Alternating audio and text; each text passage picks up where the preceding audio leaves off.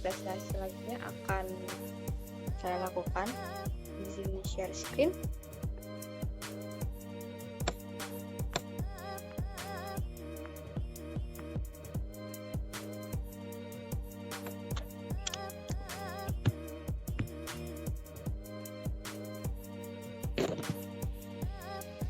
Assalamualaikum warahmatullahi wabarakatuh. Saya Dewi Lokasari dengan NIM 14014212441. Izin presentasi. Yang pertama adalah wawancara kewirausahaan di sekitar. Saya mewawancarai seorang entrepreneur, yaitu pemilik Corndog Yummy Mozzarella.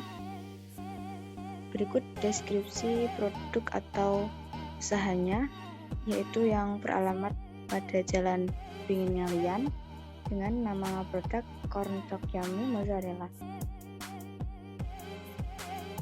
Awal memulai bisnis.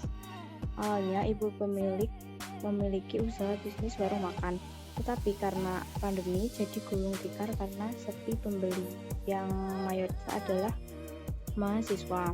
Lalu beliau sakit. Saat sakit, beliau ditemani kucing peliharaannya yang dinamai dengan Moza.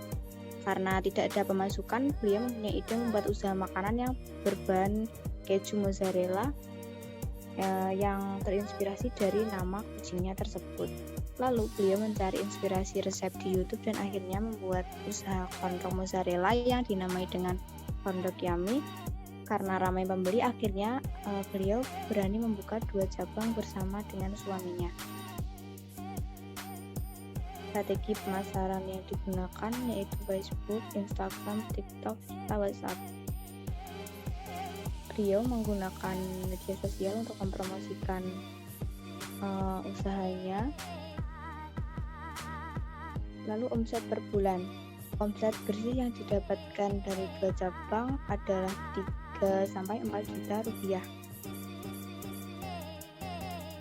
Kendala awal saat memulai bisnis yaitu yang pertama, banyak yang belum tahu Corndog Mozzarella. Lalu yang kedua, contoh resep di YouTube berbeda dengan saat dipraktikkan secara langsung. Jadi beliau harus memodifikasi sendiri hingga mendapatkan resep yang pas. Yang ketiga, mencari tempat berjualan yang strategis dan ramai peminat.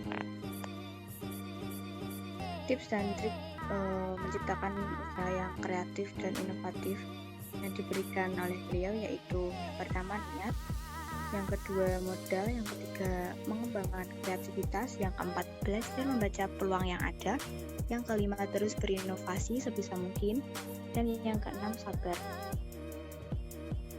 Berikut dokumentasi wawancara saya. Selanjutnya adalah tokoh entrepreneur nasional.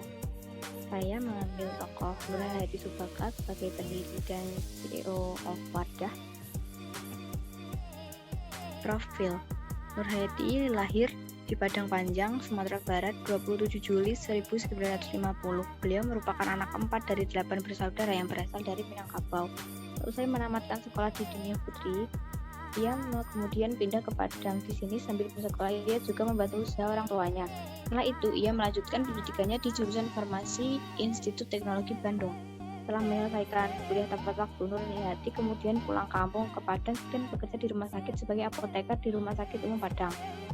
Selanjutnya, karena ingin mengembangkan karir, ia pindah ke Jakarta dan bekerja di perusahaan Mela Kosmetik sebagai staf quality control dari tahun 1979 sampai 1985. Nur Hayati Subakat adalah seorang pengusaha kosmetik asal Indonesia. Dia merupakan pendiri PT Pusaka Tradisi Ibu yang kini berubah menjadi PT Paragon Technology and Innovation yang mengelola merek kosmetik Wardah, makeover, dan perawatan rambut putri dan sembilan. Sejarah awal. Wardah merupakan perusahaan yang didirikan oleh Nur Hayati Subakat pada tanggal 28 Februari 1985. Awalnya Wardah ini berada di bawah naungan PT Pusaka Tradisi Ibu yang kini telah berubah menjadi PT Paragon. Produk kosmetik yang pertama kali diproduksi yaitu produk perawatan rambut dengan merek Ega yang dipasarkan ke salon-salon saat itu. Kemudian lahirlah produk putri yang sampai sekarang masih diproduksi PT Paragon dan telah mendapatkan sertifikat GMP dengan kapasitas produksi yang besar dan formulasi kosmetik yang unggul. Dengan pengalaman di bidang kosmetik lebih dari 32 tahun, PT Paragon telah membawa Wardah sebagai brand lokal dengan penjualan tertinggi di Matahari Department Store. PT Paragon juga terus mengembangkan brand-brand unggulan lainnya seperti Makeover, Emina, dan Putri.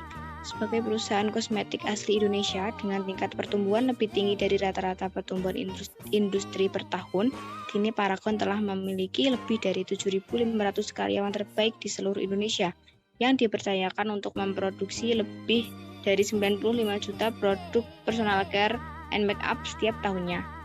Pada tahun 2016, Paragon mendirikan perusahaan logistik bernama PT Pratama Global Inspira yang fokus menangani pendistribusian produk ke para konsumen.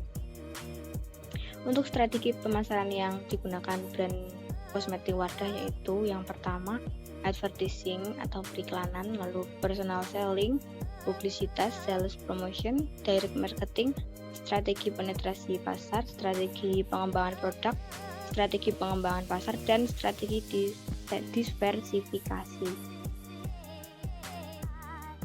Omset per bulan.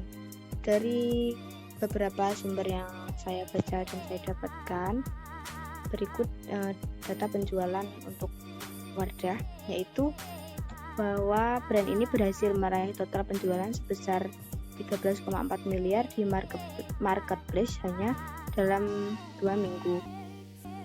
Data ini diambil pada 1-18 Februari 2021. Jadi dalam 1 bulan omset yang didapat sekitar 26,8 miliar rupiah. Kendala awal yang dialami beliau yaitu sebagai wanita wirausaha tentunya lebih sibuk, jadi harus bisa membagi waktu untuk diri sendiri, bisnis, dan rumah tangga. Lalu yang kedua yaitu banyak saingan dari merek-merek lain. Yang ketiga, pernah mengalami kebakaran pabrik, kantor, dan rumah hingga terlilit hutang. Berikut contoh produk Wardah. Berikut adalah referensi yang saya gunakan. Terima kasih. Sekian presentasi dari saya. Apabila ada kesalahan, mohon maaf. Assalamualaikum warahmatullahi wabarakatuh.